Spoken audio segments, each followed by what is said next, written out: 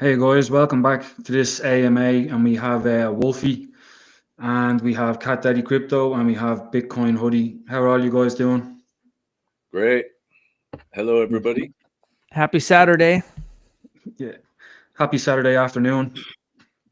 Oh yeah, Yeah. morning over here. Yeah. Morning. It's true. Yeah.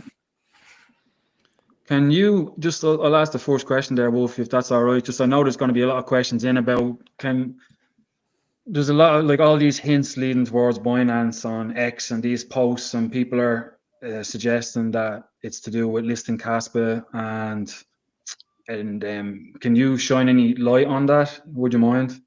Certainly. So, so first I have to proceed. I have to start the answer with, this is like just an overall thing that if you look, just like when you look at the coins on CoinMarketCap, as you start getting towards the top, towards Ethereum and Bitcoin, you're getting to the top of the ladder on the coin rankings by market cap. And similarly, when you look at the exchange listings, they're ranked by volume, obviously. So Binance and Coinbase and OKX, those guys are getting really towards the top of the roost there. And the higher you get up the ladder with the exchanges, the less they tell you because of the volume, the extreme volume, and all of the everything about it. They don't even tell us the when. The WEN, the famous cat question of all time on Twitter, that's not a question they answer, period. So I can tell you it's not really too much of a secret. Binance has done the work with us. We've been in close contact with them for over a year with Binance.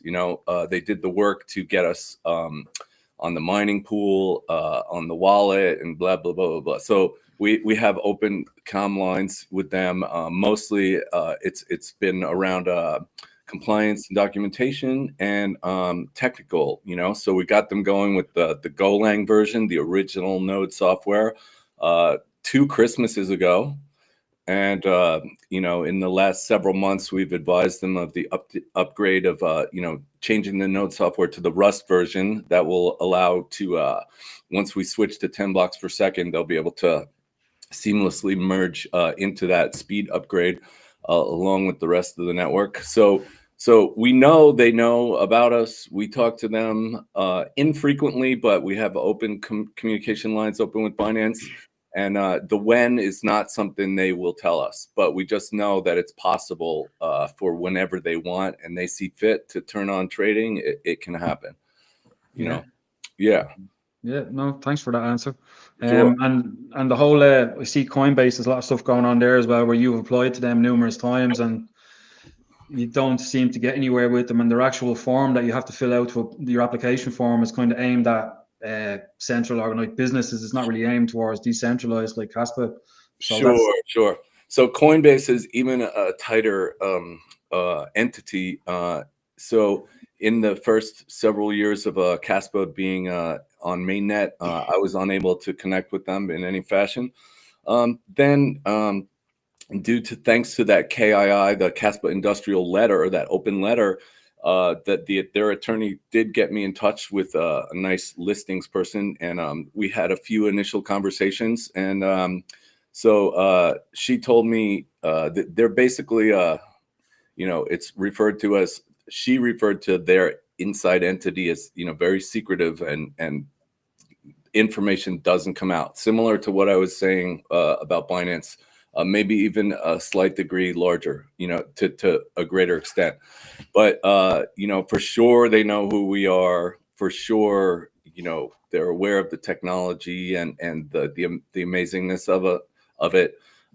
And just the when and the when it will make sense for them, like a business case to do the work with us. And they could be doing the work without us and integrating. I have no reason to think they are, but it's very secretive, and it's a business. It's publicly traded. We love decentralized land, and we think like everything should be fair and like we're magic, and it's true, Kaspa's magic. But businesses, people start businesses to make money, a revenue stream, and when things don't make sense to, they prioritize to make the company, the corporation, profitable. So when they think Kaspa, it would be profitable for them compared to all the other opportunities they have. This is me, surmising from what I think, that they will. I mean, Kaspa is kind of inevitable to me.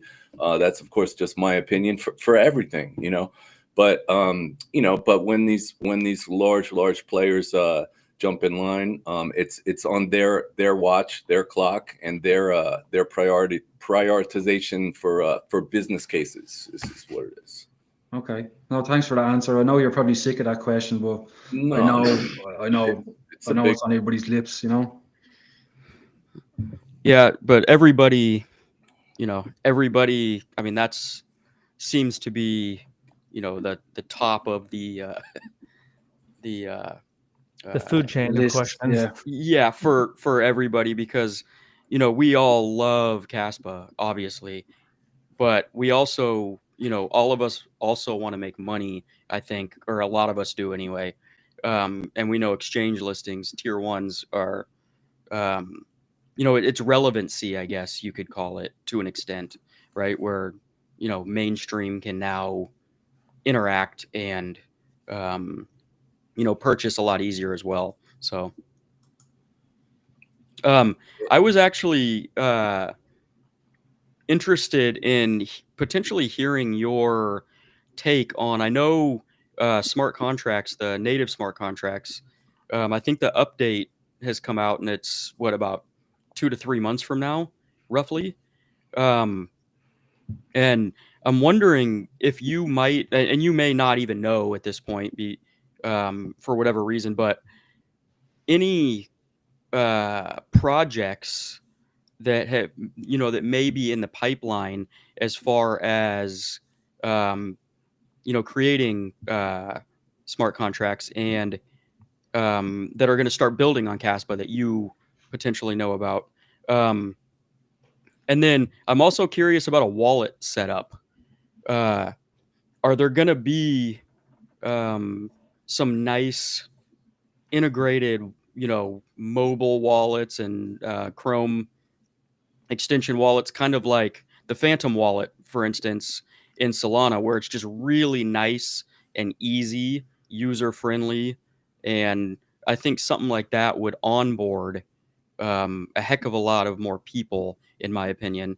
So I was just curious if you may or may not have any insight in any of that kind of stuff.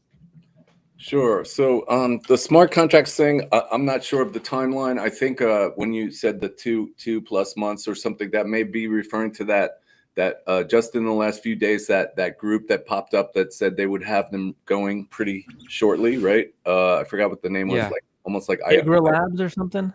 Yeah, that's right. Yeah. So and you guys know I only know enough of the technology to be dangerous, so to speak. So I'm not a developer, and I don't understand. I understand the real general way that like blockchains and the block DAG work, but once it comes to like bridges and L1.5s and L2s, I don't get it that much. But I do know that here's some important things to keep in mind. Number one is that the neat thing about some people I've seen like criticism, like, oh, it's not even a native smart contract. It's not settled. It's not what do you call it? Like calculated on the Kaspa network. It's an L2. Like that's lame or something.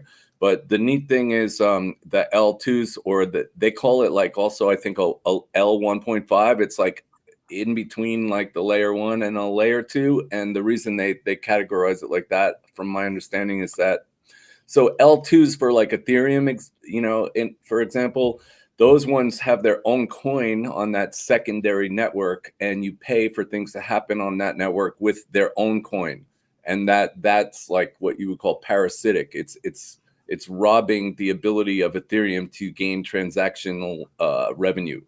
Because you're paying in a different coin for stuff to happen somewhere else. And then they just once in a while just talk to Ethereum network and give them a little bit of pay.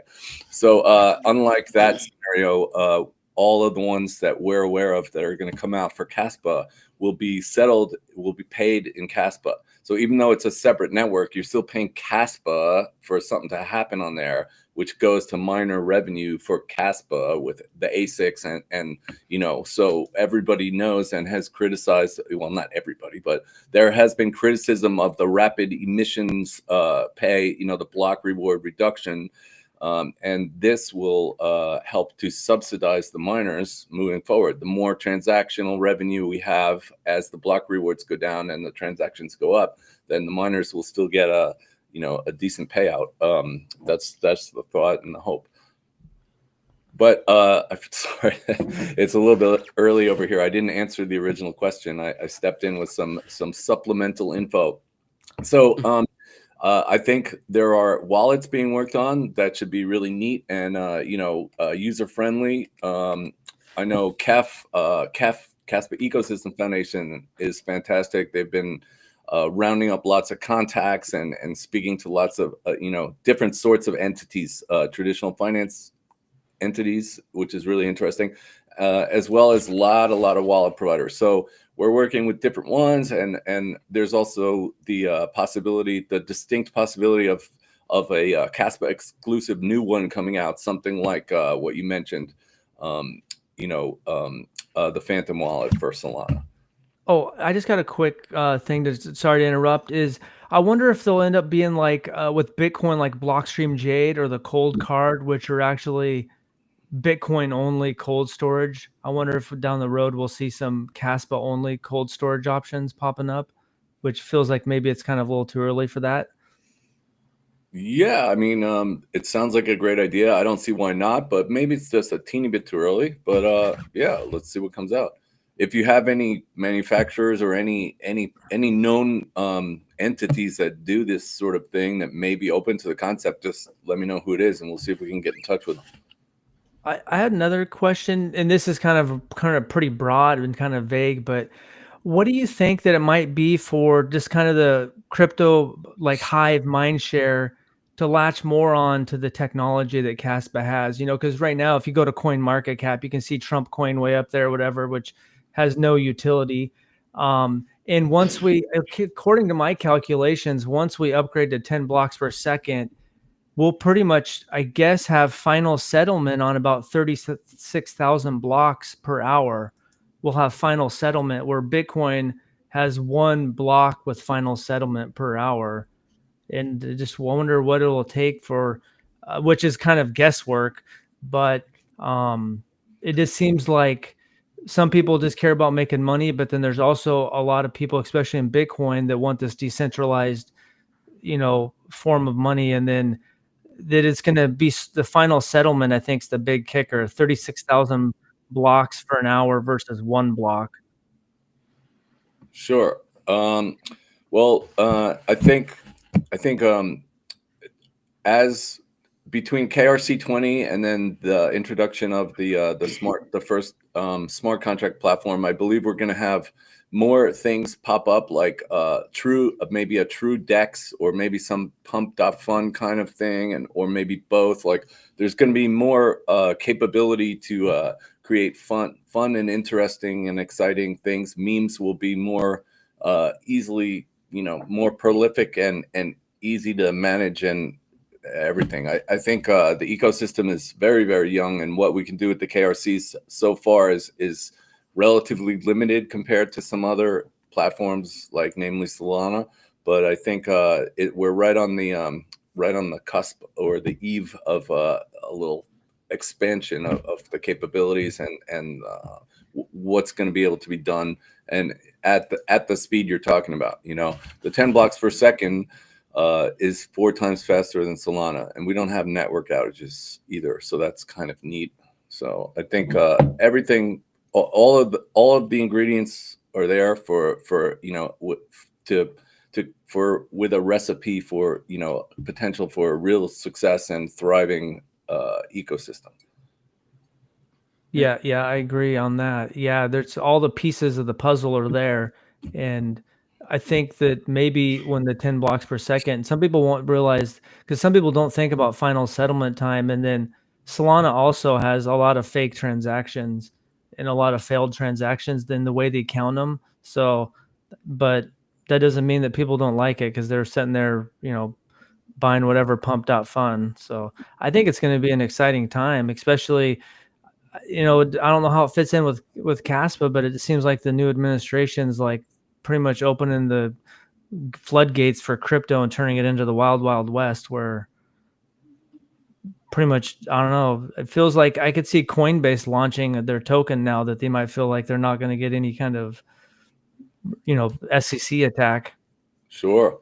Yeah, it is pretty neat. I mean, just historically and the most broad view, or the highest helicopter view of crypto overall, not only Kaspa whatsoever, but just to have many people, it felt like, didn't realize, like, on the 20th of this month, it was just 5 days ago, that's historical, that the war on crypto was in the past. It was done with.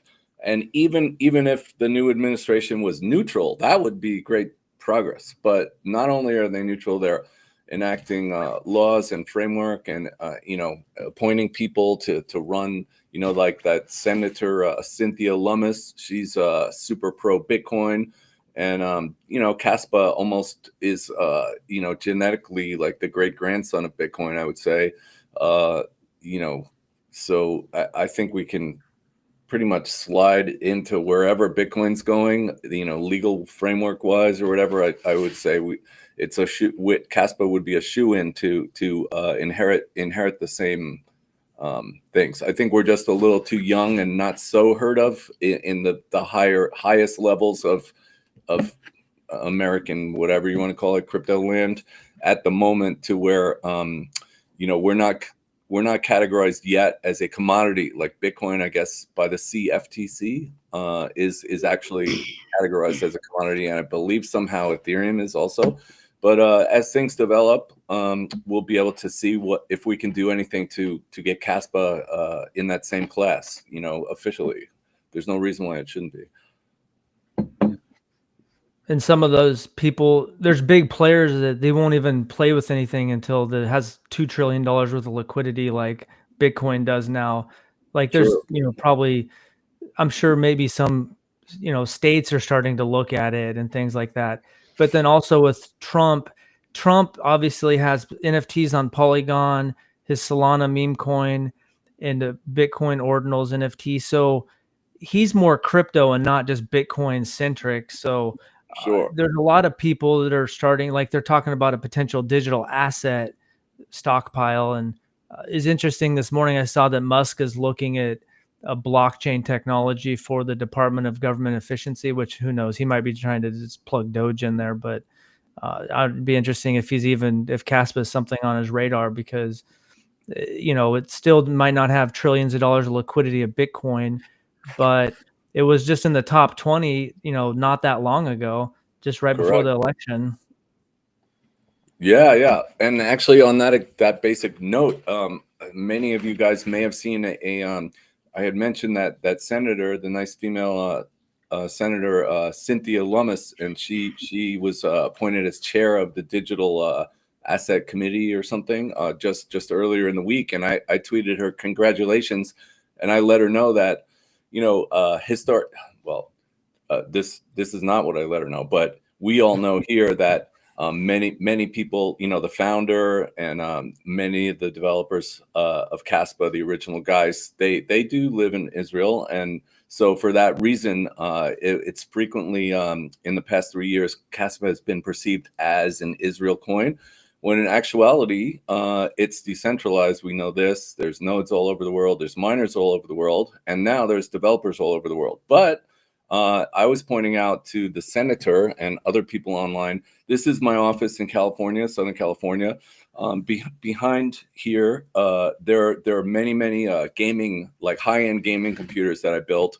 And so the development of Rusty Kaspa happened in this office in America. So lots of guys remote in from around the world, including Israel, and and do the work. And so they code on these machines and they compile on these machines. So the node software actually is made in America. Technically, it comes into existence in the United States, not somewhere else. So between that and marathon mining, a substantial, Marathon's a substantial portion of the hash rate. Also, Christian Ludwig has a large mining entity for Kaspa on the East Coast. So lots of Kaspa coins are technically made in the United States, as well as the node software comes into existence in the United States. So my argument is that if there's a made in crypto list, made in America crypto list, that Kaspa should appear on that. Of course it's decentralized, but it's largely made in America. There's a substantial part that does actually emanate from the United States. So we should be counted in that, especially. There's going to be tax gains, being spoken. It's being discussed for less or no capital gains tax and things like that. So it's certainly a class that we would want to be included in, especially from my perspective. Some people may not agree, but doesn't hurt having the Marathon Digital CEO rubbing elbows with the administration and just all those high ups in the crypto world. And as far as I can tell, you got to wait till their next SEC filing, but they seem to be holding for the most part through this, because they probably feel like it's going to be up in value, and they're borrowing money to buy more Bitcoin. So they're probably not in a big hurry to dump the amount of money they have with Kaspa. Yeah, I've never had the pleasure yet of meeting Fred Thiel, the CEO of Marathon. However, two of his right-hand men, Paul and then Adam Swick. Adam Swick's on my Twitter. There's a picture of me, Adam, and me in Vegas at Poppy Steakhouse. That was when I knew that they were mining Kaspa, but we couldn't say anything. They couldn't announce it for another couple of days, but we were having a good dinner, and we're all stoked. So those guys, I've never met Fred, like I mentioned, but Adam and Paul, they love Kaspa, like they love it. They recognize it as superb technology and a great decentralized project. And so I know those guys, they're not just doing it to just sell, they don't just do it just to, well, it's a corporation, okay, but those guys have their heart in Kaspa. I can tell you that much. They're not just. It's not just an easy stepping stone for towards Bitcoin for them. They recognize it for what it really is. Yeah, I remember that tweet. It lit a fire under all of us Kaspa influencers and YouTubers, because we're like, oh man, Marathon Digital, they're mining. It didn't say that directly, but we're like, we put the tea leaves together. What are we doing hanging out there together? If for the fun exactly, of it? Yeah. I'm a lot newer in the space than the other two guys, but like originally, like most of us got into the space to make money, and we still do. But I started to learn about Kaspa and get into it. But most of the people that fund Kaspa at the moment, they're only interested. They're only looking at the price. They're not looking at what's coming down the line. How good the tech is and what it means for the future. And like you have, first we're going to have 10 blocks per second, and then we have smart contracts. Then we have Dagnite, and then in the future, hopefully 100 blocks per second. And because of your analogy with the bus and for the MEV, like Jonathan is doing the 100 blocks per second, not maybe because it's faster, but more to stop attacks, MEV attacks, rearranging transactions and stuff like that. And I didn't really understand that until I went in and I watched your analogy on another interview, and then it kind of clicked. It made a bit of sense, So, like you say, you're not very technical, but because of the way you put things, it helps people that aren't so technical understand. So appreciate that. But one question I had, in the future, like Kaspa is like 90% mined now. So when it's fully mined, a lot of people worry about what's going to keep miners interested. So I know that KII and all these energy companies are planning on transacting across Kaspa instead of using Ethereum because of the gas fees and all that kind of stuff. But what other things, like, do you know much about that, or why do you think, like, to stop people worrying about that kind of stuff? Sure. So we have, we expect with everything that we're building, the ecosystems, various ones. We have the KRC20, right? Those create miner revenue, the transaction fees. We have KRC 721 coming out, NFTs. That's still inscription based, but it generates revenue just like smart contracts will. Then we have multiple smart contract platforms coming out. So we have the the guys, I forgot the name again. I'm sorry. So we got the ones Igra Lab. Oh, Igra Labs, yeah. those guys.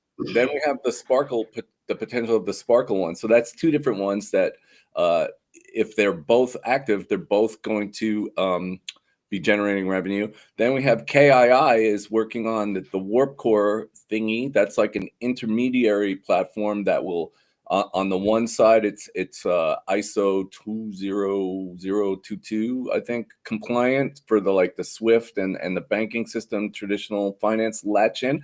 Then on the other side, it's porting into the Kaspa network, and so to do that, you have to pay fees. So there's going to be fees potentially generated from that. So that's all fees. And then something else occurred to me just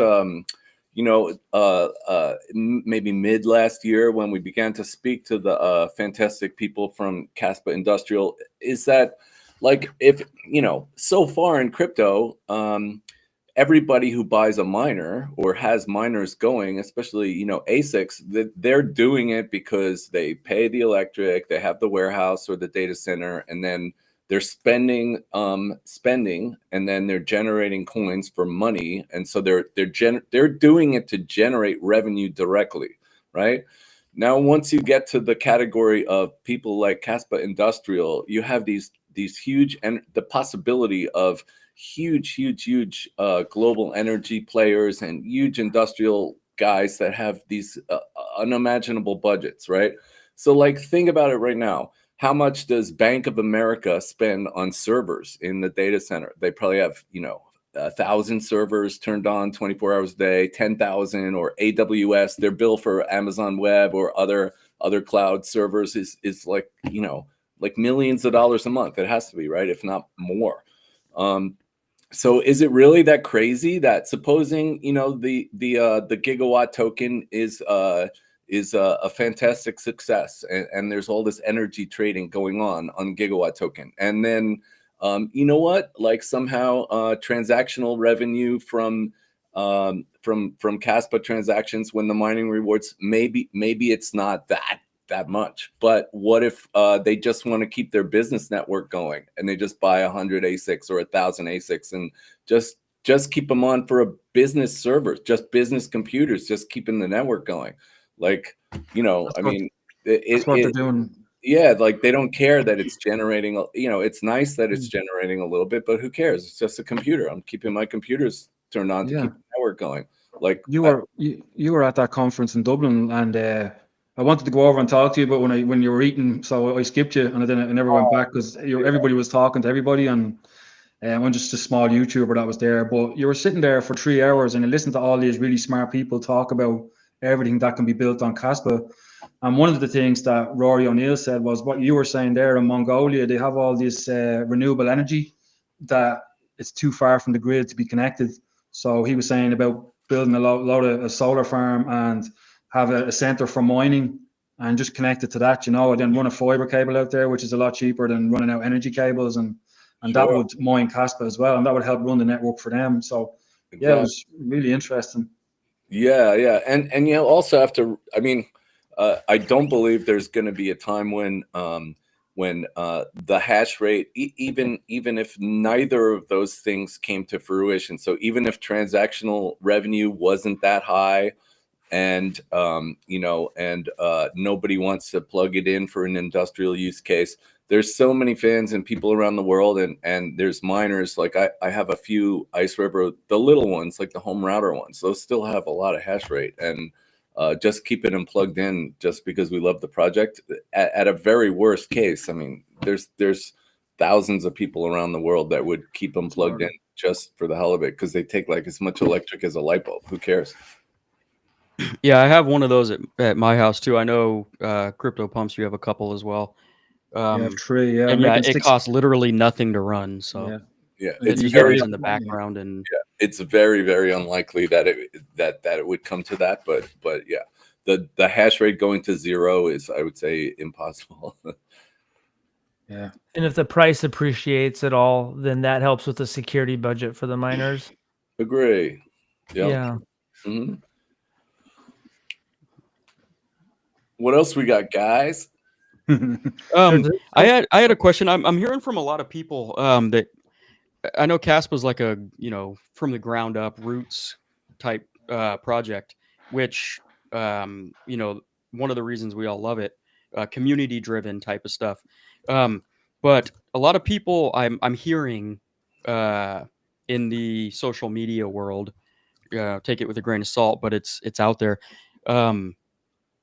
that they're that Kaspa's not doing enough marketing um, to kind of get the wheels turning a little faster. And I'm just curious if there's any sort of, ramped up, going into this bull cycle potentially, marketing campaigns that you guys may or may not, have on the upcoming schedule potentially. Sure. So obviously, you guys know the whole scoop about, decentralized, no foundation wallet, no corporate bank account. So for traditional corporations like maybe Solana or something like that, those guys are a business. They start the business, they get investors, they have corporate bank accounts, and they create coins and from relatively speaking thin air. So they have a large balance that they can spend on things like directly hire marketing agencies and ad space and make things appear on like sports events and all that kind of stuff. So obviously we're not in that class. We're a different thing. So we don't do that. So we don't directly do that, nor do we have any we don't have the means to do that. So there's no direct plans for that. Now, the next thing is that Kaspa Ecosystem Foundation, they have a budget for whatever they see fit to do. So in the future, it's not crazy to think that when the time is right and the right platform or the right messaging is in order, that they would pay for some things for sure. And then here's another neat thing. So just my wife is very cute, and she gets crypto just very little bit, but she knows about it, because I've been geeking out every day for a long time.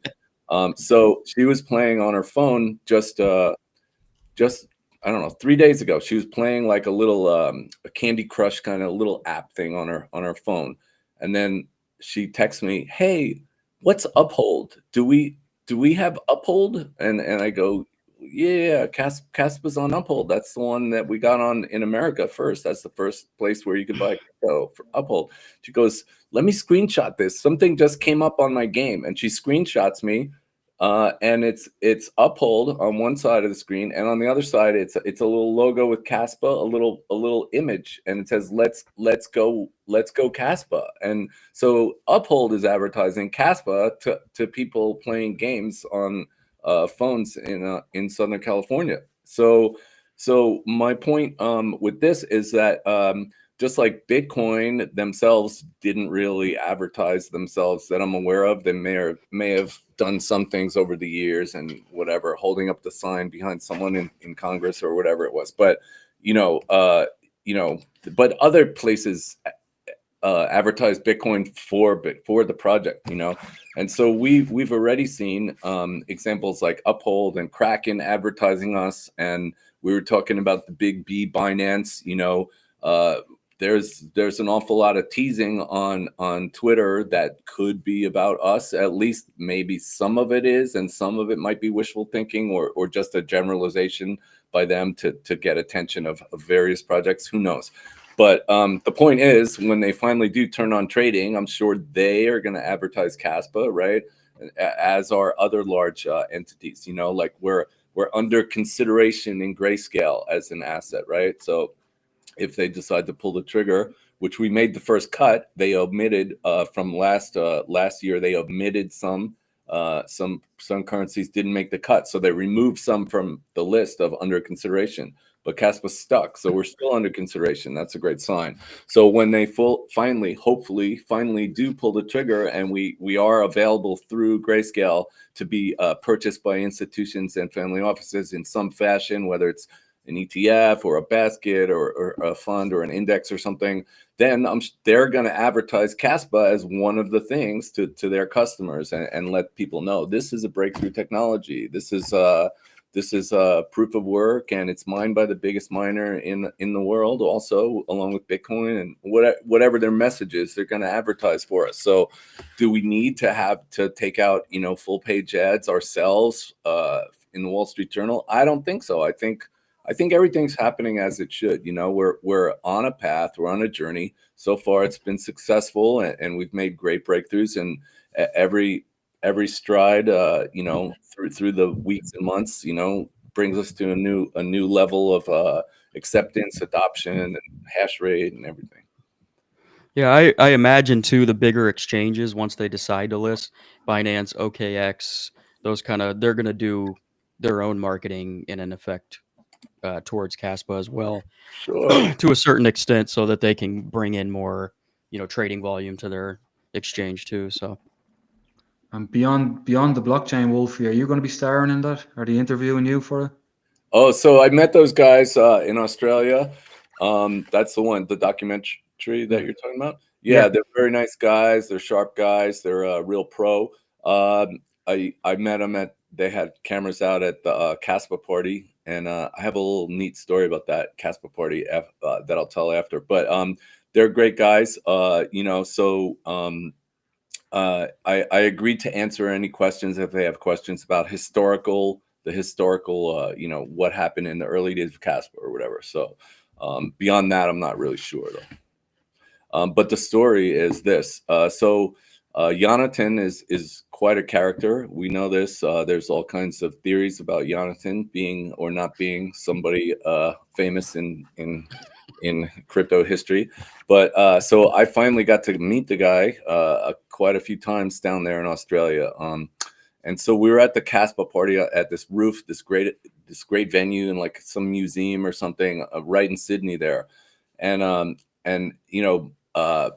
I may have mentioned it before, but Jonathan told me a long time ago, like he wakes up before the sun every day. He wakes up and he meditates. And there have been people throughout history that I've learned about in history class. Somehow I was paying attention by accident, like 40 years ago. And, I heard like Einstein, would like meditate and go into this realm and tap into something and get these ideas, or like Thomas Edison, one of the inventors of, like the light bulb and whatever, electricity. He would go to this park and he would meditate, I think, and like pull these ideas of technology from unknown, like deep in the mind, or the Akashic record, or the universe, or whatever it is, right? And Jonathan's one of those guys. So he's connected to something extra special. And we're walking out of this, and I'm like a weirdo. We know this already, right? So I'm always looking for little signs from the universe and little hints, not like superstitious, but just little. I don't see like reality and life as like a static environment. I see it as like depending on my thoughts, my actions, then the game is dynamic. Like my environment, it's like a video game. Like you finish a quest in the video game, and then like some other thing opens up and the game changes a little. So that's how my life experience has been. So I'm walking out of the museum with Jonathan right there next to him on the stairs, and I look up and there's this huge mural, like it's the inside of almost like a basketball gym, like a high school gym or something, a huge mural on the wall. And right there on the wall in like a script, it's some saying, just a few words, and it starts with capital, but the capital is with a K-A. And I tell Jonathan, I go, we could walk out of museums for the rest of our lives around the world, and you would never ever see capital spelled with a K-A. And I go, that's a sign from the universe. We're exactly where we're supposed to be right now at this exact point in time. And I thought he might go like, you're crazy. Like, what are you talking about? And he goes, there are signs. There are always signs. You just have to know where to look. Like he was down with it. I was like, yes, this is cool. So that was pretty cool. Deadly. I have one more quick question, if it's all right. Then are you okay just to take a few questions? I noticed you have the awesome speakers and the amp in the background. Do you have like a screen that pops down there as well? There is not. This is only for two channel audio listening. Yeah, there's no video involved. It's not like a home theater setup. It's like a high, audiophile stuff. Right. Okay. It's impressive. Thanks, man. So first question here. Are they waiting for 10 blocks per second to go live? Because of the software change to onboard the new testnet. So I think that's with Binance. Do you think they're waiting for the hard fork before? Could that be one thing? This falls under the category to they don't tell us the when. They don't mention their logic or their timeline or their reasoning for anything. Yeah, they don't say that. Is there going to be a Wolfie NFT? That's funny. That's very flattering. I have no idea. I'm not going to make those things, but if somebody makes some of different team members or cats or anything, that would be neat. Okay. I guarantee there will be a Wolfie NFT at some point. Somebody, somebody's going to make it. There was a token, wasn't there? There was a KRC20 token, Wolfie, that came out. I think I saw that. I got a few private messages. Is this you? Did you make this? I go, no, it's not me. Yeah. Yeah.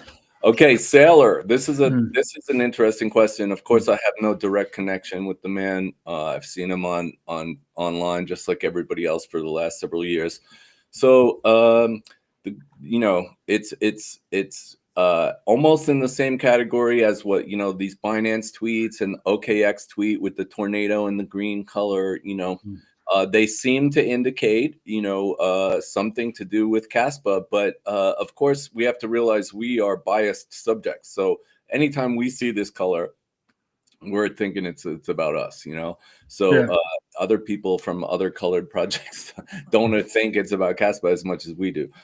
However, Saylor's a pretty sharp guy. He figured out how to have his own corporation in the United States, and he figured out how to get tons of Bitcoin. And even if he's not directly doing all of the thinking and research himself, he's probably got people on it. If all of us could find out about Kaspa and think that and realize there's something special about it, a guy like that, and Grayscale they found out about us, and that Valor ETP over in Sweden, I believe it is.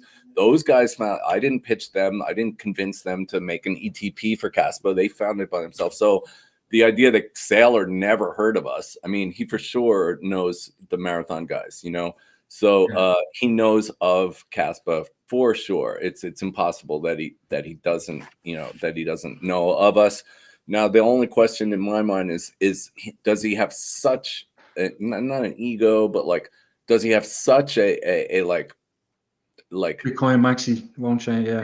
Is he incapable of fitting the idea of something that's another great asset that's mineable in his mind? Is it impossible to fit in there? There's people like that, or is he like, this one's a winner too? I'm not. There's one of his talks, he was talking about well, Bitcoin could be, 10 or 20, for the next 10 or 20 years, it could be the thing. So that kind of left open where some Bitcoin maximalists talk about how, for the next million years, that's the only thing that'll exist. So the way he said that, and he's talking about a 10 to 20 year time frame, but he was leaving open that there's a possibility that something else is going to be after it. Michael Saylor said that at one of his events. So he was just talking about, I think it's going to be the next, for the next 10 or 20 years. So it wasn't like in 2140, I guarantee you everyone's going to be on the Bitcoin standard. And it was interesting because yesterday I made a video and I just talked about how he's saying crypto a little bit more in some of his posts. Agree, and then Noti Crypto is this guy that's got 70,000 subscribers or whatever. And after I made my video, I saw his video about Kaspa, and he was actually talking about how he thinks he was using that as a narrative that he believes it's possible that Saylor's starting to use that and he's opening up. And his thesis was that he thinks it's possible that he might be getting some Kaspa. Now, who knows? But it's he's using the word crypto a little bit more, like quoting Trump and saying, there's a crypto renaissance, not just a Bitcoin renaissance. So, and see, that's what can happen in thought. Even a huge maximalist like Michael Saylor, say it was possible he did shift his mindset. Lots of Bitcoin maximalists would be against it initially, but what happens if for a year or 2 years, if Saylor starts kind of edging them in, eventually they'll start changing their mindset, potentially. To play devil's advocate too, real quick. I've heard the opposite theory about the apple as well, because the Adam and Eve scenario, the apple was the forbidden fruit, which is what, I think Adam ate, Sure.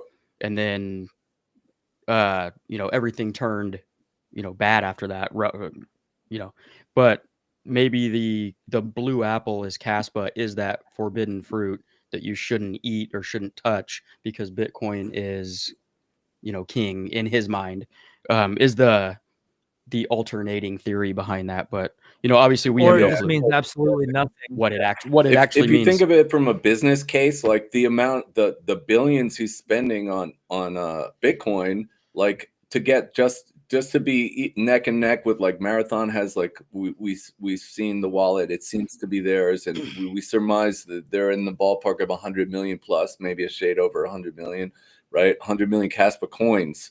That's not that much money to Saylor, from whatever he does with reissuing stock and borrowing and getting tons of Bitcoin just to get a little stack of Kaspa, or even personally, the guy's got to have the means to just have on download, just accumulate tens of millions or a couple hundred million coins just for himself, just in case Kaspa becomes like a thing also besides Bitcoin, which it sure looks like it's going that direction. It would be a smart business case, unless he really doesn't care either. He's already a billionaire. Like, who cares?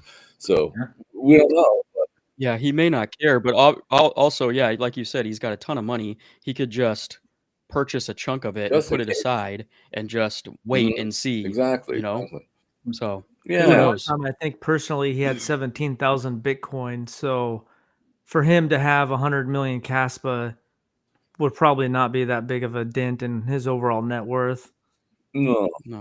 It's like pocket change probably to him. Okay, we see the KRC20 question here. What will happen to KRC20 when smart contracts are live? Will they migrate? So the actual platform of the Kasplex guys, I don't think they're going to just turn off those indexing servers and stop working on it.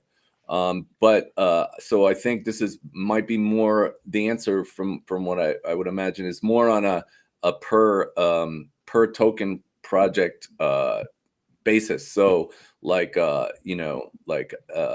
one token may choose to go to smart contract version, and then another one may choose to stay on there. I'm not really sure how this will develop, but I know it's been answered previously that it is possible to migrate to a smart contract version. So I guess they would just want to see like how's the interaction with different versions look like, and where's all the action going down? Is it going down on like a smart contract DEX maybe? Then they would want to move it over. So I'm not sure. It's too early to know the real answer, but I know it would be possible. Oh yeah, there's the blue apple. So we talked about that kind of. Yeah.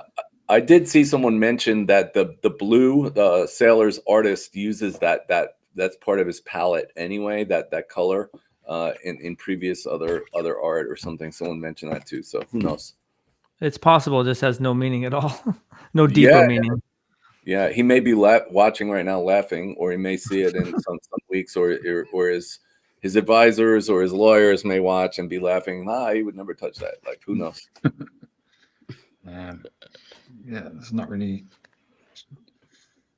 Somebody wants you to bring the Kaspa team to the US. So they already do. They already are here via a neat protocol called SSH. So they log in securely and create the software here in America. But they're actually wherever they're at, but they're logging in securely to those computers you're talking about. Yep. People don't know also the lead developer Sutton has U.S. citizenship, so he's okay. So American remoting in to work. How's that? Yeah.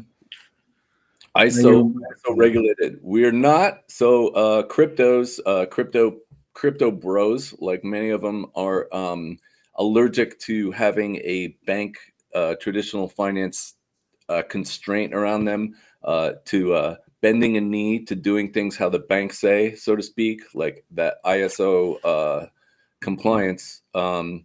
Therefore, that was the inspiration for the Kaspa Industrial to create the Warp Core intermediary software platform. So that's the one I was mentioning earlier, where on the one end, it talks to Kaspa in a non-bank way, just in a regular network Kaspa interaction. And then on the other side of the other side of the function, it's talking in bank compliant syntax to the Swift system, etc., in a compliant manner. Somebody just says Binance, hurry up. Yep. Yeah, they got their timeline. Whatever they're gonna do, we'll see what happens. It'll happen when it happens. Mm-hmm. When you look at all the other grayscale currencies in their bucket, you know, Kaspa is the only currency that they have under consideration, but pretty much all those other ones besides Zcash are listed everywhere. You know, Litecoin, all, you know, Bitcoin Cash, they're listed everywhere. And not to be mean, but I mean, those are really technology from the teens of, you know, the 20 teens. They're all blockchains. They're very relatively speaking, they're very slow. There's nothing special about them. Zcash is privacy. That's interesting. But to me, privacy is just like a bolt on to the original Bitcoin. All of them are just Bitcoin with like a little hot rodding. You know, they speed up the block time. They change the algo. They add bigger block or something. Yeah, the bigger blocks. They're just hot rodded Bitcoin, but nothing special or breakthrough or revolutionary about any of them except Kaspa. Can you see that, Wolfie, from the KII? Oh yeah, power generation projects actively being developed right now. Oh yeah, those guys mean business, man. They know the energy and large industrial. They're no strangers. They're not faking it. They're in that game for decades, and so having them be interested in Kaspa is very it's quite an applauded. Well, that's not the right word. It's quite a pat on the back to have them recognize the breakthrough superior tech of Kaspa and have them choose to begin creating interaction and harnessing Kaspa's network for the industrial use cases that they've outlined. So did it seem like Coinbase on X? They seems like they took Kaspa, the KII's open letter, pretty seriously. At least their lawyer or whatever that responded to KII. So I don't know. It just seemed like it wasn't like if I posted on there, it didn't feel like they'd have probably responded. But somehow when KII posted, it seems like they took that more seriously. Agreed. Yeah, there's some weight behind it. Their language and their experience in interacting with huge global entities shines through in all of their communications. A lot of people probably don't know, but hasn't KII been looking for a solution for cross-border payments and all this since, was it 2012 they started looking? In the teens, yeah. I'm not sure the exact date, but yeah, they've been looking for, approaching 10 years or slightly over, something like that. Yeah. Another message from the KII there is telling us that we have over 200 sites identified. I guess that's from mining. Sure. That's right. That's pretty neat. My ultras are on Cap Pool, natural rewards. Yeah. Oh yeah. I started using the Nacho Cap Pool yesterday and I make massive gains. I get 6 casts a day, but it's an extra cast because before when I was mining to a different pool, I got 5 casts. So I'm getting an extra 1 cast now a day. Yep. Now that doesn't sound like a lot. Like we're laughing about it right now. 6 casts, right? Some of you guys may have heard my old Bitcoin story, but I'll tell it super quick in case there's people listening that haven't heard it. Just to show you what you think is nothing now can turn into something. So I was playing World of Warcraft in 2011, and some kid told me, "Hey, are you mining Bitcoin when you shut off your rig?" I go, "Bitcoin? What the hell is that?" And he's like, "It's like WoW Gold, like Warcraft Gold from the game, except you can send it outside the game to anybody on the internet. You just get these credits." I go, "How's it work?" And he goes, it's just a couple of programs. You start one and it gives you like a wallet with an address, and then you take the address and you start the other one and you paste in the address, and then you just start getting like coins, like credits come like over time. I go, "Oh, I'll try that." So I started it, and I was getting 1 Bitcoin every 5 days. I'm like, all right, I got one. That's all right, you know. And then more people started mining. The difficulty went up, and then within a few weeks, I was only getting half a Bitcoin every 10 days. And so after a couple more weeks, I realized I'm losing like $5 a week on electric. This is retarded. This thing's not going to make it. And so I shut that rig off. You know what I mean? So I quit doing it, you know? So yeah, when you think you're only getting 6 Kaspa coins a day, it doesn't sound like much now. It's hardly a cup of coffee, but you never know what it could be. And looking back 5 or 10 years, you might be like, oh my God, I was getting 6 coins a day. That was pretty good. Yeah. Yeah, it'll be very interesting to look back For sure. and see, you know, how much a very small amount of Kaspa might be worth. But I leave them running anyways. During the summer, the wife, when she's doing the washing, she brings it in here, and it's so hot in here from the 3 miners. It dries the clothes in like, you know, half an hour. So so they're always on. I heated my house last winter with my GPU rigs. Right. I had to open the windows in mid-winter while we were sleeping because it was so hot in the house. That's one of the things. Luke, the Australian ambassador, he was talking to me in Dublin, and I think he wants to build a house, and he wants to do some kind of system that is heated by his miners. That's pretty cool. Yeah. I see a question over here. Somebody asking about, this would be a good one to clarify. How much did Kaspa donate to the Trump administration? So Jonathan had tweeted that you have to read the English. You have to read the wording very, very, you know, concisely, or this. You have to pay attention to the exact wording. So it said the Trump administration would take a donation in Kaspa. Okay, so way earlier, like in the middle of last year, before the election, before Trump won, somebody brought it to our attention.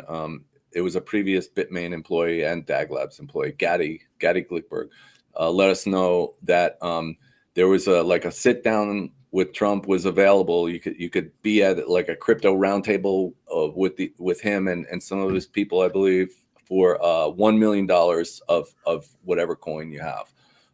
So I thought it wasn't a great idea. He wasn't the president yet. It was a lot of money. And there was no guarantee that anything was really going to come of it. And I figured, in addition, we'd be sitting with real pros and wine and dine, you know, like Solana and XRP and blah, blah, blah, and we'd be drowned out. That was just my thought. I didn't want to spend my money on it. I didn't want to appear, because I'm not an expert sitting down with suit guys like that, you know. So anyway, so I didn't take it any further. And that was about the end of it. Jonathan wasn't sure, but he wasn't going to be the guy, and he wasn't going to spend his own money either. So that was the end of it. So the idea was that they would have accepted Kaspa, not that they did get any, or that they did, you know, they're immediately aware of it, anything like that. KIA, oh, sorry. No, go ahead. KIA posted that they've been looking since 2015. Oh, KIA. Yeah. Oh, yeah. And they nominated for the most exciting DeFi project. That's pretty neat. Yes. And they want everybody to go over and wear Kaspa t-shirts. Oh, wow. That would be neat. Yeah. I'm sure there's some, that sounds like a European locale. I'm sure there's some Kaspa crew that would love to go to that. Yeah. Somebody says set up a funding mechanism for marketing. Yeah, we kind of discussed that previously. I mean, you know, like I don't know exactly what kind of marketing they want to do. Like, I don't love KOLs too much myself. They don't seem to, you know, in general, like the real popular ones, that they're kind of, I don't know. But you know, getting a billboard, like, well, what are you really going to do with the money? I don't know. Take out an ad on some like bitcoinmagazine.com or something, like, I don't know. Organic growth is usually the best. Yeah. And basically all of us YouTubers are just doing this, you know, and no one's paying us. You know, we might make a little tiny bit off ad revenue, but that is really a big marketing force in itself. Yeah. Also, I think the endorsements from things like Marathon and Grayscale, those things are, you know, priceless. So that's that's what I like seeing, that kind of stuff happen. Can you see that question, Wolfie? So incentive and an opportunity to attract new developers. So incentives and opportunities, new developers. So we do have the Rust fund. So that's pretty much done because we're on Rust now. But we still have the Dagnite fund. So that's 70 million Kaspa coins are waiting in a multi-sig wallet for for the milestones of Dagnite to be worked on and completed, and then the pay will be allocated for the meaningful lines of code done by developers from anywhere. So if there's really a wizard developer out there that wants to work on breakthrough tech, like we're talking seriously breakthrough technology, they're welcome to come and start rolling up their sleeves and getting into Dagnite in the very near future, I would imagine. Yeah. So that's a way. And then if you're talking about like smart contract developers and all of that stuff, so I'm sure that CAF will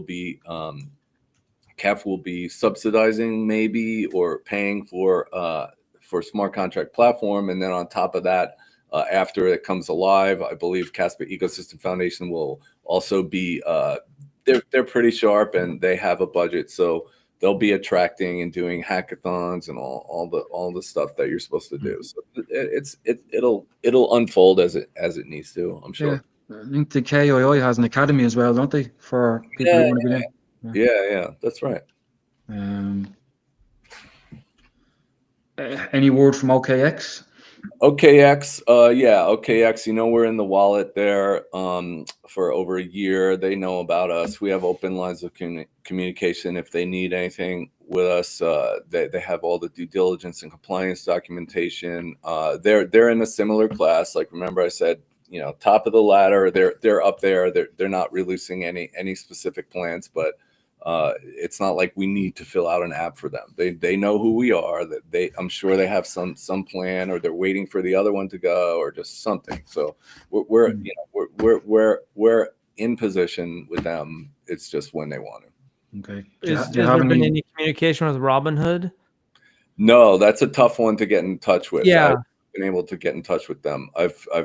they don't list very many coins. Not very easy. Yeah, I replied to a Robinhood tweet by I think it's Chris, the founder, Chris with a K or something, like letting him know like we'll help you guys if you want to add us. It's not a struggle. They probably will eventually, but they might be one of the last dominoes to fall. Agree.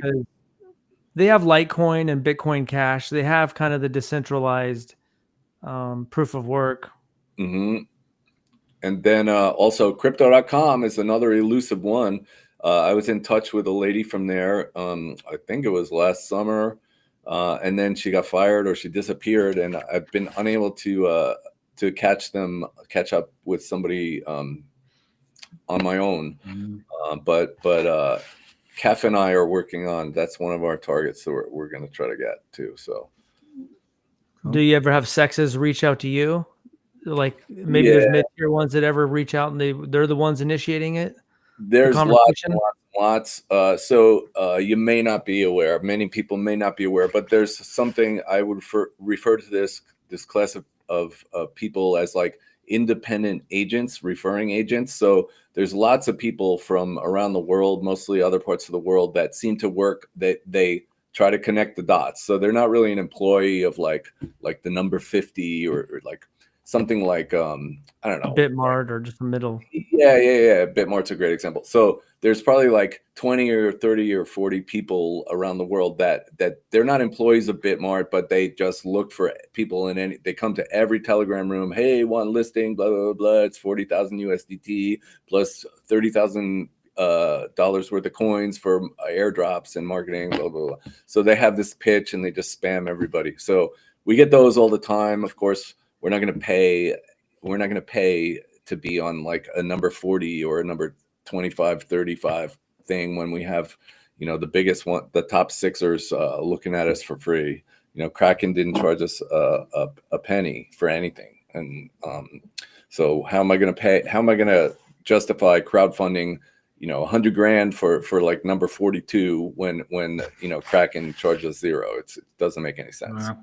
But that on the flip side of that, not to be bratty or egotistic or anything, any platform, like I'm not gonna roll my eyes at like number 180 if the smallest pipsqueak place in the world wants to actually do the work, and we'll help them get Kaspa going. You know, there's nobody too small to get help, technical support to add Kaspa and get the network going on whatever type of platform it is. Hardware wallet, software wallet, mining pool, or any type of exchange. You know, I'm always willing to bring my great peeps, Coder of Stuff, and Rob, my integration develop wizard guys, and have them help any platform get Kaspa going. Did you see Christian Ludwig? He offered 250,000 to Coinbase for integration fees, and then somebody else offered another 50,000 on top of that. But do you think that would make a dent in them, or it sounds like they want a lot more than that, even though they say it's free? Yeah. So, the level of integration developers they probably employ, and the level of security background check of the software itself, and just all of the tech people that they need to put on something when you get to that level. That sounds like maybe it wouldn't really attract their attention so much. I wouldn't know exactly directly, but I would imagine, yeah, it's a great gesture, but I don't know. They didn't seem to respond to that, so I wouldn't think that was a huge amount. Okay. It's probably no money. They just want to list it because they want to make transaction fees, or a lot of money. There's probably no in between where they're just like, oh, $1 million. I mean, Trump coin, either they jumped into Trump coin because it had $25 billion trading volume, or they just got a ton of liquidity from the team. Sure, yeah. And when people ask how do tokens get on there the first day, there's two important things to realize. Adding a token is just like literally I think I could get my 6-year-old to add a token in like probably 3 or 4 minutes. Like, okay, hold this, copy, then press this, then go over here, put the mouse, put the little thing over here, and then hit paste, and then ding, you added the token. Now drag the logo, the icon of the token in, and drop it right there. Bing. Okay, the token's listed at the end. So that's super easy. And then you make them all out of thin air, and then you give 10% to any huge platform, and they get to sell them into the pump, and it's like a no-brainer. So of course it's not going down like that. It didn't go down like that for Bitcoin, and it's not going down like that for Kaspa. So we're just in a different class of asset, you know. So we don't have the same thing going on. Somebody wants to know, do you think everything will line up for this bull run? Or... Okay, the crystal ball. I mean, but yeah, nobody knows what's going to happen in 5 minutes or tomorrow or the bull run. We don't know even, is it going to be a bull run that we think, you know? Everybody in crypto, or many people in crypto, think it has to follow the 4-year cycle. It has to, you know, where my thought is, I heard an ETF expert from Wall Street. I forget who it was, but the guy's been focused on ETFs for the last 25 years. And he explained that an ETF is a 8-year unfolding project. So just like if you think, you know, of spinning up something, you know, and it takes an X amount of time to just fully wake up. Like, think of preheating an oven, right? You turn an oven to make a pizza, you put it on 400 to make pizza. It's not 400 when you turn the dial. It takes, you know, 12 minutes to get up there. ETFs take 8 years to get to full blast. Okay. So the Bitcoin ones just came out like a year ago. So they still have 7 years until they're sucking in money on full blast. To support this type of a theory, if you look at gold, the gold chart for the last 30 years, so back to like the late 1990s for gold, gold was going along flat at around $350, $400 an ounce or something in the late 90s into the early 2000s. And then in 2003, the ETF came out for gold in 2003. It went on a 9-year bull run from $400 up to $2,000 because the ETF came out. Okay. So the Bitcoin one came out a year ago. There is no Kaspa real one yet. We have the little teeny one that's an ETP from Valor so far, which is a great sign. But this bull run, it may not just go up. There might not be a 3-year crypto winter is what I'm getting at. It could just go up and bubble and fake a lot of people out on the first dip, or people will be calling the top maybe, and it's not going all the way down to like a 92% correction. It could go down 45 or 50 and then go back up and it could keep going up for a while. So nobody really knows, especially with no war on crypto. With the wealthiest country in the world trying to blow Bitcoin and crypto out of the water for the last 4 years, of course it's going to go back down again. But when no one's fighting it anymore, like, why is it going to go down that much? I don't know. Why is it going to go? It's not going to go out of style for 3 years. I don't think so. So who knows? Oh, it's Ashton. Yes, I remember you, Ashton. Sorry. It's Dan. Yeah, the other guy. Yes, but I said thank you. Oh, NFTs. Wow, NFTs. That is flattering. Very nice, Ashton. And Ashton, you should come down to Orange County and hang out one day. Bring my wife a small nacho shirt, please, sir. I'll buy you some sushi. Saylor. Bitcoin in a literal religious way. Oh yeah, on a stablecoin network. Yeah, it's possible. One way or another, though, we should be able to at least win acceptance by Mr. Saylor over time, I would say. How do us developers start working on smart contracts? So, would you clarify if you mean working on the creation of a smart contract platform, or actual smart contracts for, publishing a smart contract you'd like to publish and have functional? This is super chat for one of you guys, I think. Thank you for your discussion. Outstanding. What is the best place to find out about Kaspa related events in the US? Also, when 10 blocks per second. Sure. So, sounds like you're a crypto bro and you should be on Twitter. So all the news will be all over the place on YouTube here. And then also, of course, Twitter. If there is like some Kaspa event in America, like a Kaspa centric event or some hackathon or something, it'll be known. For right now, we've only had small localized ones around the globe here. But there's nothing huge in America that's happened yet. But soon we should. Like, by soon I mean the next year or two.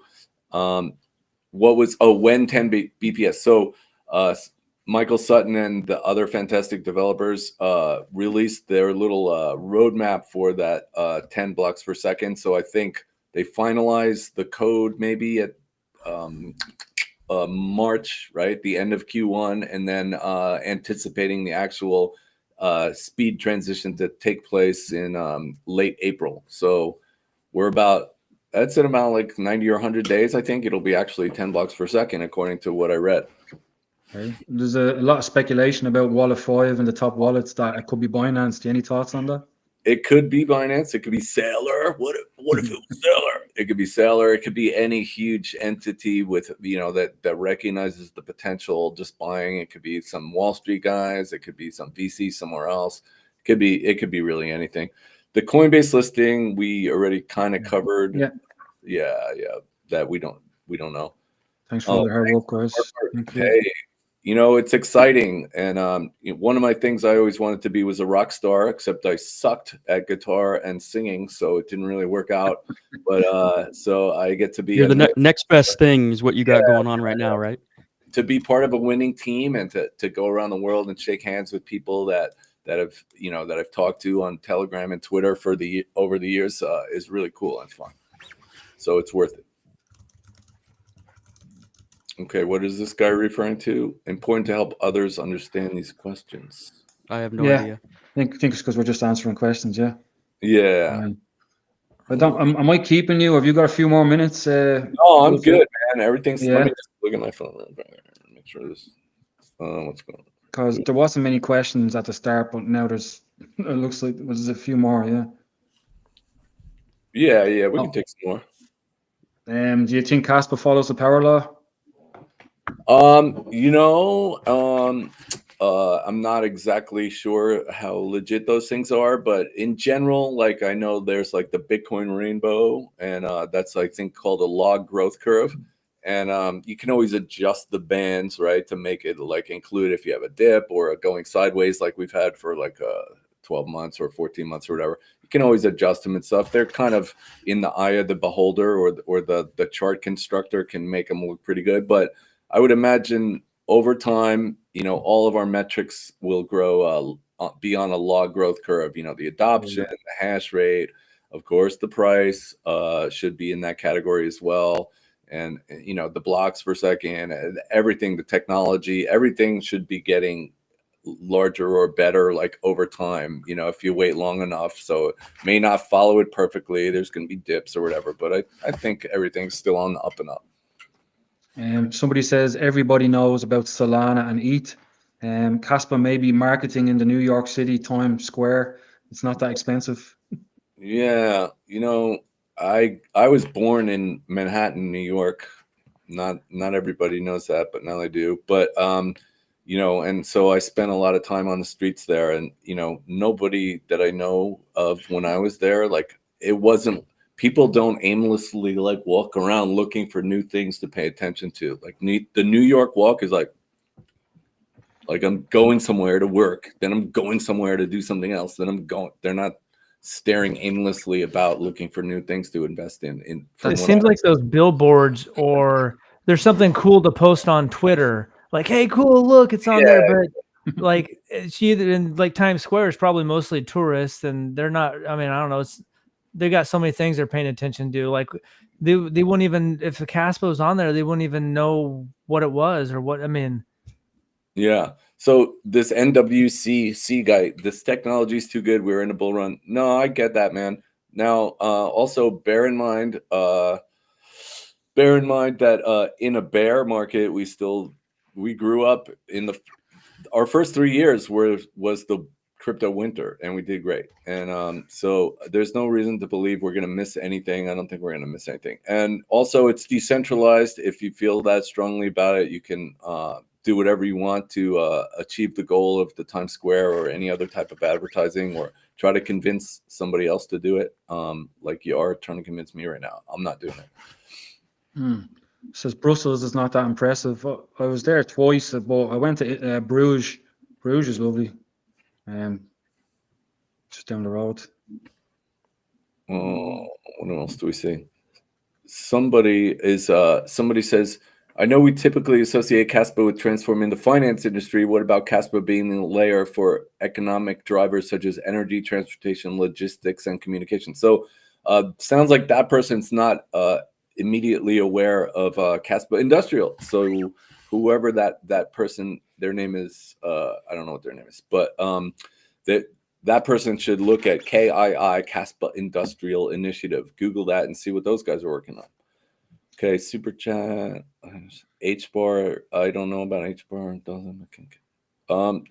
Well, take business. I don't know exactly about that. You probably mean like market share or something. So over time, centralized and corporate run coins don't usually win over time that I've seen. So anything's possible moving forward, but I would hope that with our miraculous breakthrough tech, we're gonna make a lot of other projects not look as attractive. Sparkle summer 2025. I would hope, but I have no idea of the development time frame or whatever. Will you ever see for Kaspa? I don't think so. I guess there is a side chain for Litecoin of Mimblewimble, but privacy, I know there's a huge community that loves privacy, but really it's not really conducive to adoption and inclusion on platforms that you really have to be on to really make it as an adopted crypto. So I would say no. ADA smart contract from his horn. Kaspa did it different. Kaspa did it different. So I don't know what they did different because we don't have them yet. I don't understand the question so much. I think it's the programming language is what he's getting at. If I were to take a guess, Rust via whatever programming language is very difficult Rust. from anybody who's started developing on Cardano, I think.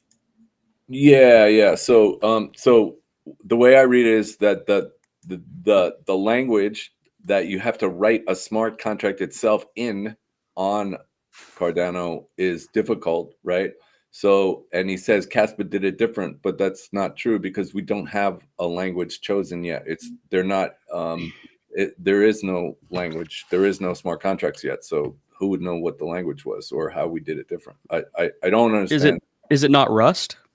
Rust is the node software, but it's not the smart. So, like for example, if you want, I'm not an expert on smart contracts, but the OG is Ethereum smart contracts. The language that you write a smart contract to make a token like USDT on Ethereum is called what the hell is it called? Solidity. So that's the programming language that you write a smart contract in on Ethereum.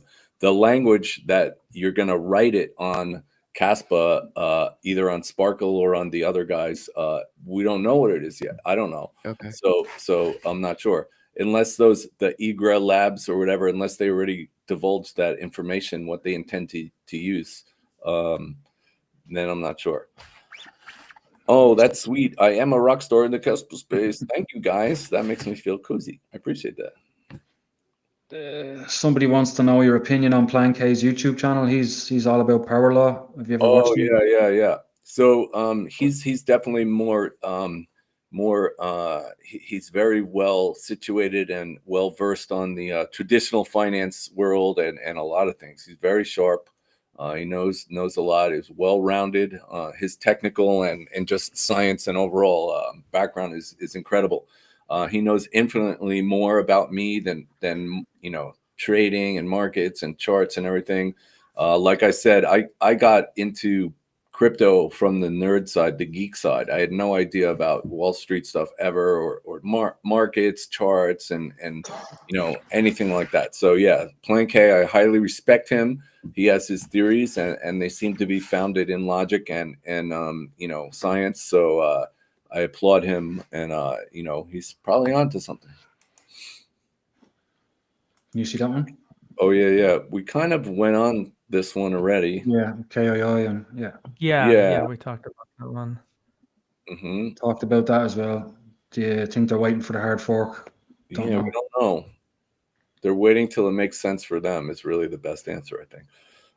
Most people don't care about the tech. That's true. We need prices to go up. So they don't care about the tech or the fundamentals so much. We're talking about retail here. So when we have the smart contract platforms and like a real DEX, and we get some type of wallet where it's really easy to use like Solana, and we don't have outages, and we're cheaper and faster than Solana, I think we'll attract the type of people you're looking for. 10 people. Is there a chance it doesn't work? So the only thing I have ultimate faith in Sutton and Ori and our developers that are going to implement this. They do it the engineering way. They don't take chances. So I would say there's always a chance with any tech thingy that there's a problem unforeseen. But I would say in this case, it's highly, highly unlikely. The only part that would be the difficult part is the switching, the changing from 1 to 10. We know 10 works. The high-speed testnet has been running like a top for over a year now. So we know it's completely capable of doing the 10 blocks per second. It's just shifting the gear from 1, pushing in the clutch, and going to 10 and letting out the clutch and seeing what happens. That's the part. That's the question mark part in my mind. Now, when it actually goes down, I don't think it's really going to be a question mark in Sutton's mind. It's probably not already a question mark in his mind, nor Jonathan, nor Ori, nor our other great guys. So I don't think it's a problem at all. Since Shoy has a degree in quantum, do you believe Kaspa will be able to work around quantum computing from a code breaking perspective? So this is nothing I'm an expert on, but I believe even Google said what they have now is years away from being any type of threat to Bitcoin, and we would fall under the same general category as that. But it certainly wouldn't hurt to have an expert like Shai available to address it if the need so arises. Between him and then the other guys being able to know how to code what the change was, I would say would be in a very good position to mitigate any threat like that. Stable coins on Kaspa pretty soon. Yeah. How about pretty soon? Is that good? Yeah. Bro, that's it. IGRA. Yeah, but sure, there's a lot of ex-Kaspa programmers or developers that are part of that company, isn't there? Mike Zach, yeah. Yeah, there's a guy Roma who's one of the guys. He knows the BlockTag technology intimately, so that's great. L2's on Kaspa scam. No, that's gonna be the way that smart contracts go down. And furthermore, like I had mentioned earlier, in case this question asker didn't see the beginning of the show, the ones that we know of so far, which is the IGRA, and then the Sparkle, both of those intend to use Kaspa payments to settle to pay for the transaction on their network, and then it's ported to the Kaspa network for finality or whatever, something like that. So they're not making their own coin to pay for the transaction. So they're not what we would call parasitic networks like what you have on Ethereum. That's robbing transaction fees from Ethereum. Okay. Will smart contracts help the miners in the future? They should, since what I just mentioned, they're paying for it in Kaspa. So yeah, as long as you use the ones that the L2s or L1.5s that are paying, that require you to pay in Kaspa, then it will help the miners. Okay. Gigawatt stablecoin from Key. I don't have any new information. If Key seemed to be watching just recently, maybe they can type an answer in the next couple of minutes here. What else? Da Vinci. Yeah. Da Vinci's he's actually a nice guy, and he was an OG advising people to buy Bitcoin for $1. But I don't think he's the most technical guy. When you Google him, it says self-taught software developer, and he may have his own motives for either making Kaspa attractive or seem unattractive at certain periods of time. So it's it won't decrease the safety of the network. Okay. Sure. What else do we got here? Any thoughts? Civil war within ETH. I don't pay attention to Ethereum. It's already been the #2 coin for a long time. They can do whatever they want. But we're thankful to Ethereum for letting us borrow their mining community on GPU there for about a good 6 months plus. Getting I was one of those. Oh yeah. Public blockchain wraps to evaluate the technology. So yeah, we're not privy to how to get invited to that at the exact moment. I checked my mailbox this morning. I didn't have an invitation, but as soon as it becomes more clear, like what's the department, how can we contact them, what's the guidelines and the framework, I'm working with a fantastic IP attorney. You may have seen on Twitter. His name is John Gross. He's like an IP law master from Berkeley for 35 years. He's a very, very sharp guy. I've had a couple of Zooms with him. He's just a fan of Kaspa, and it's not that I hired him or anything, but he's not the exact guy that you would need, but he's well connected, and he knows how this stuff plays out and how it works in general. So between him and some other guys from KEF and some other guys from KAI and some other connections like Marathon, I'm sure I'll be able to home in on how to get kind of at least an application in or whatever we need to do to get in that class. Gigawatt coin. Oh, Kaspa Key. Here we go.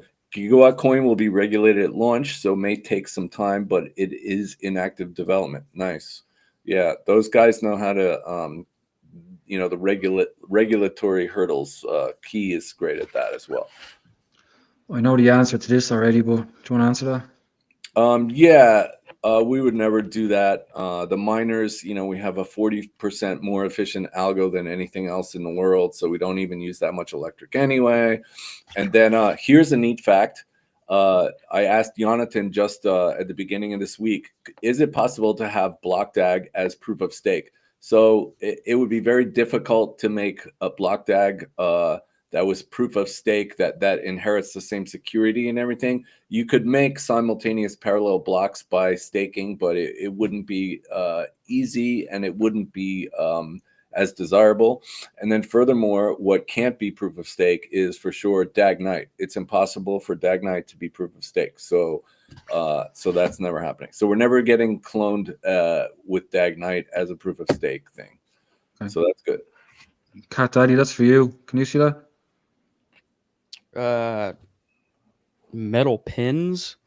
I don't even know exactly level things you put on your shirt or something. I can look into it, but another one there. When Binance. Yeah, when Binance has their own, their own thing that will suit them. Of when, we have no idea. We just know it's possible to happen at any moment. It could be a couple of years, couple of weeks, couple months, couple hours, really, but we just don't know when. It's up to them. Okay, they got a new group meeting in 2 weeks, and they're making rapid progress, which is great. Nice. Someone's asking, what is Gigawatt Coin? That's a great question. So in a nutshell, so there are these huge energy producing entities in various countries, predominantly in Europe, a bit in China, maybe in Asia, and then also MENA, Middle East, North Africa, that whole giant portion of the globe. And these guys, this is a general cat understanding. This isn't how it exactly really goes down. And real energy people might laugh a little at how overly simple my understanding is. But so when you have an electric grid and you're making energy, and if you can't make enough at peak demand, you're connected to other countries and other grids, and you borrow some, you take some energy from other people to satisfy the need of your area momentarily, and you owe money for that, for what you take. And then at night, when you're making extra and you don't need so much, you can offload it. You can send it over to other places that need it more, and they keep track of that, and they pay for that with money. And they're all over the globe. So you have to pay with money that's like, this guy has this country's money, and this guy has that country's money, and this one has a different money. So you have to pay with wire transfers and currency conversions. And it's really annoying accounting, and it's very expensive. So these guys want to make a token that they can settle every 15 minutes cross-border, that's censorship resistant. So if some government goes, hey, we don't let you trade money with these guys, are kind of bad guys, but in the realm of energy, like, they're all friends. They just like share energy and trade back and forth, and they don't care what the politicians are doing. They want to just be able to pay for their stuff or receive money for their stuff to balance the books every 15 minutes, 24 hours a day. And they want to do it with Kaspa, with a token called Gigawatt Token, and that's what it does. Okay. Thank you. Final question, and I'll let you go then, Wolfie. Sure. Okay. The key milestones planned for Kaspa 3 to 5 is a bit of a long, extended window. The ones that I'm aware of for sure, the L1.5 or L2 smart contract platforms. So we have 2 candidates so far. That's awesome. We know that KEF has the KRC 721 and other interesting things planned for the inscription service or network that's known as Kasplex. We do have the 10 blocks per second coming in about 90 or 100 days from what we hear. And now bear in mind, remember when I was doing the stick shift, first gear is 1 block per second, second gear is 10 blocks per second. It doesn't stop at 10 blocks per second.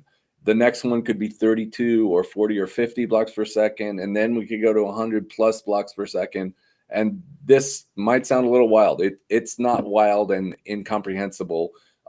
It's not like vaporware. So I asked Sutton, I had dinner with Jonathan and Sutton face to face for like 90 minutes. I'm looking at these 2 geniuses, and I can't believe they're looking back at me for what? Like, who am I? But it was cool. But I asked Sutton, I go, hey man, I go, just for a goof, what if you started up like testnet 12 or testnet 13 right now? What if you just set it to 100 blocks per second and started a network and nobody was looking and you just had a couple computers doing it? What would happen? And he goes, it would work. He goes, we just have to study it and, you know, refine some things further, just like we had to streamline and perfect and optimize some of the internal pieces, the elements of the Rust software to go from 1 block per second to 10 blocks per second, which is why they had the testnet, the high-speed testnet. The 10 block per second testnet was been going for a year, so it could watch how the modules of the software interact, like the mempool and the P2P, like how it talks to other nodes.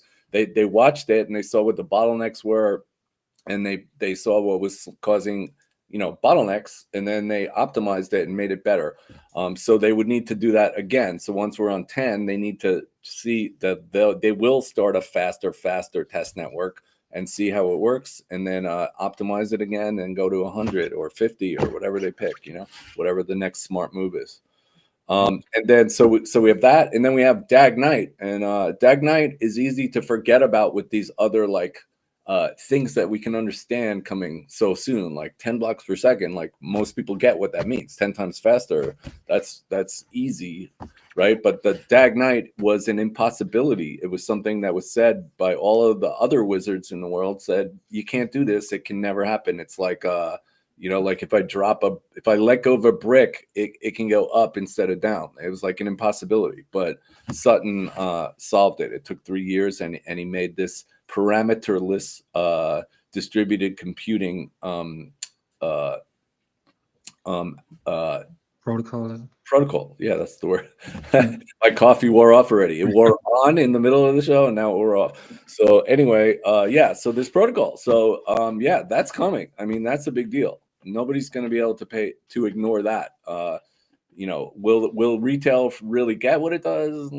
Probably not. But you know, but the big boys, like, you know, people and institutions like Grayscale, like I like Saylor, Marathon, like guys like that, and entities like that, I don't think they will ignore something like Dag Knight coming to life.